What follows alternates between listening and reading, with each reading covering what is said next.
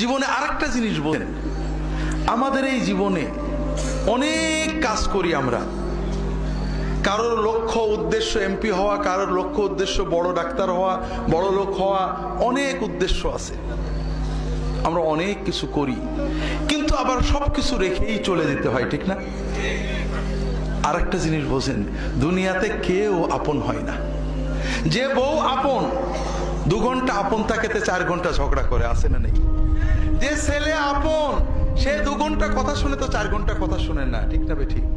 যে ভাই আপন, সে ভাই 2 ঘন্টা আপন আর 2 ঘন্টা পর। যে বাবা আপন, যে সবচেয়ে আপন মা আপন, সেও দেখা যাচ্ছে আরেক ভাইয়ের কথা শুনে পর হয়ে যায়, হয় না? হয় না হাজেরিন, দুনিয়াতে কেউ 16 আনা আপন হয় না। আমাদের এই জীবনটা পরকে আপন করার, মানুষকে খুশি করার জন্য একটা সংগ্রাম।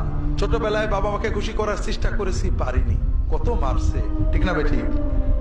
বড় হয়ে বান্ধবীদের বন্ধুদের খুশি করার চেষ্টা করছি, থাকেনি, ঠিক না বেঠিক?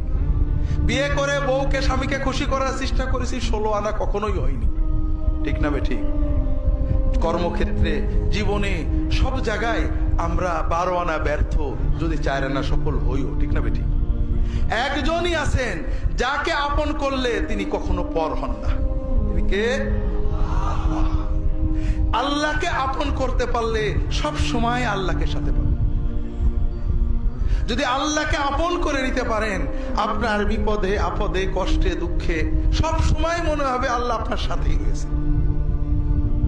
যে বেদনা কারোর কাছে বলা যায় না, বউয়ের কাছে বলা যায় না, মায়ের কাছে বলা যায় না, যে আনন্দে কাউকে শরীক করা যায় না, যদি আল্লাহকে আপন করতে পারেন, সেই আনন্দে আল্লাহকে শরীক করতে পারবেন, সেই বেদনার কথা আল্লাহর কাছে বলে বুকটাকে হালকা করতে পারবেন। কথাকে বুঝতে পেরেছেন? কাজেই ভাইয়েরা, আসেন না সবাই নিয়ত করি যে এত সহজ কাজ আমরা নিয়ত করলাম, আল্লাহ আমার বাকি জীবন যতটুকু আছে, 1 দিন হোক আর 100 বছর হোক, আমি তোমার ওলি হওয়ার চেষ্টা করব। আল্লাহ তাআলা সকলের নিয়ত কবুল করে নিন, আমিন।